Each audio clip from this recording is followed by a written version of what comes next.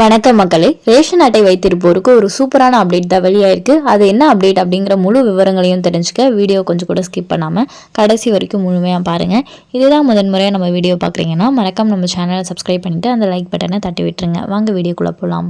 தமிழ்நாட்டில் புதிய ரேஷன் கார்டுகள் விநியோகம் செய்யும் பணிகள் தற்போது மும்முரமாக நடந்து வருகிறது.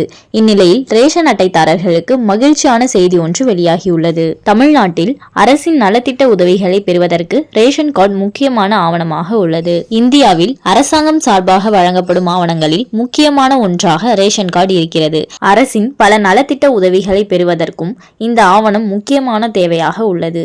ரேஷன் கார்டுகள் மூலமாக அரிசி, கோதுமை, சர்க்கரை, பருப்பு போன்ற அன்றாட உணவுப் பொருட்களை குறைந்த விலைக்கு மாதம் அரசு வழங்கி வருகிறது. ரேஷன் கார்டு வைத்திருப்பவர்களுக்கும் புதிய ரேஷன் கார்டு விண்ணப்பித்தவர்களுக்கும் இனிப்பான செய்தி ஒன்று வெளியாகியுள்ளது.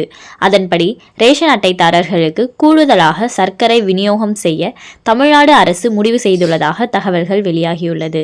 இது ரேஷன் கார்டு வைத்திருப்பவர்களுக்கு நிச்சயமாக மகிழ்ச்சி அளிக்கும். தற்போது தமிழ்நாட்டில் புதிய ரேஷன் கார்டுகள் விநியோகம் செய்யும் பணிகளும் மும்முரமாக நடந்து கொண்டிருக்கிறது. தமிழ்நாட்டில் குடும்ப அட்டை வேண்டி சுமார் 3 லட்சம் பேர் விண்ணப்பித்திருந்தனர். இவர்களில் 1.5 லட்சம் பேருக்கு சரிபார்ப்பு பணிகள் நிறைவடைந்து ரேஷன் கார்டு விநியோகம் செய்யும் பணிகள் நடந்து கொண்டிருக்கின்றன. புதிதாக ரேஷன் கார்டு பெறுவதற்கு மொத்தம் 2,89,591 பேர் விண்ணப்பித்திருந்தனர். இவர்களில் இதுவரை 80,050 பேருக்கு புதிய ரேஷன் கார்டுகள் வழங்கப்பட்டுள்ளது. தமிழ்நாடு அரசு இந்த தகவலை வெளியிட்டுள்ளது. மீதமுள்ளவர்களுக்கும் பரிசீலனை செய்யப்படும். விரைவில் புதிய ரேஷன் கார்டுகள் வழங்கப்பட உள்ளது. தமிழ்நாடு அரசு மகளிர் உரிமை தொகை திட்டத்தை துவங்கியது. இதன் மூலமாக ஒவ்வொரு மாதமும் 1000 ரூபாய் பெண்களுக்கு வழங்கப்பட்டு வருகிறது. இத்திட்டத்தின் பலனை பெறுவதற்கு ரேஷன் கார்டு முக்கிய ஆவணமாக உள்ளது. இதனால் மகளிர் உரிமை தொகை திட்டம் துவங்கிய பிறகு புதிய ரேஷன் கார்டு வேண்டி பலர் விண்ணப்பித்து வருவது குறிப்பிடத்தக்கது. அதாவது பாத்தீங்கன்னா மகளிர் உரிமைக்கு முக்கியமான ஒரு ஆவணமே பாத்தீங்கன்னா ரேஷன் கார்டு தான்.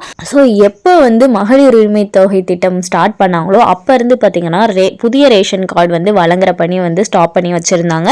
ஸோ அது பாத்தீங்கன்னா மறுபடியும் ஸ்டார்ட் பண்ணியிருக்காங்க. எல்லாருக்கும் பாத்தீங்கன்னா யாரெல்லாம் விண்ணப்பிச்சிருக்காங்களோ அவங்களுக்கெல்லாம் பாத்தீங்கன்னா புதிய ரேஷன் கார்டு வழங்குற பணி ஸ்டார்ட் பண்ணியிருக்காங்க. அண்ட் நிறைய பேருக்கு பாத்தீங்கன்னா அவங்களோட ஆவணங்களை சரிபார்த்து அவங்களுக்கு ரேஷன் கார்டை பாத்தீங்கன்னா வழங்கிட்டாங்க. மீதமுள்ளவர்களுக்கும் பாத்தீங்கன்னா அவங்களோட ஆவணங்கள் எல்லாம் சரிபார்க்கப்பட்டு அதற்கு பிறகு ரேஷன் கார்டு வழங்கப்படும் அப்படின்னு சொல்லியிருக்காங்க.